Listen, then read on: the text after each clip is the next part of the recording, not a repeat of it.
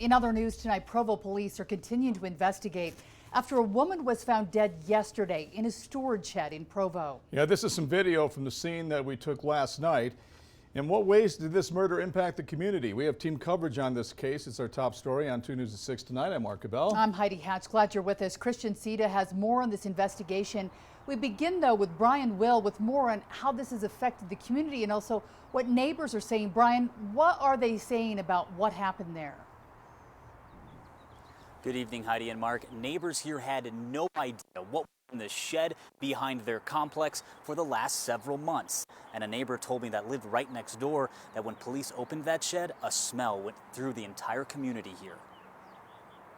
Nothing came across like that there was even anything wrong. It was just another day for him, you know. All of a sudden, an hour later, hey, there's a body in the shed. Jacob Workman has been staying next door to the 53-year-old suspect, Arthuro Carrion.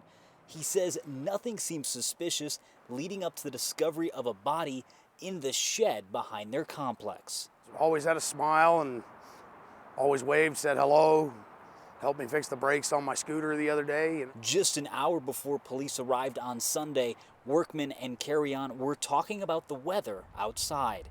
He was outside when they showed up asking for a key to the shed, a key they didn't end up waiting for. You know, we saw him cut the lock off and go in, and one of them came out a couple minutes later and kind of nodded at the others, and everybody just got kind of real quiet. That wasn't even the worst part, Workman says. As soon as that shed opened, there was a smell. A smell Workman and his neighbors will never forget. What was your reaction once you kind of learned what happened and what was in the shed? I was shocked. I didn't imagine anything like this happening in Provo, and definitely not from him.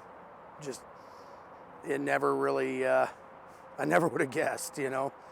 So he just always came off, you know, to me as just a nice guy. So yeah, it was definitely a surprise. Now, I also spoke to several other neighbors in this neighborhood, a lot that didn't want to go on camera, but they said it's a quiet neighborhood here and people often keep to themselves. But of course now all eyes are in this neighborhood as people are driving by trying to catch a glimpse of that shed. Reporting live in Provo, Brian Will, KUTV 2 News.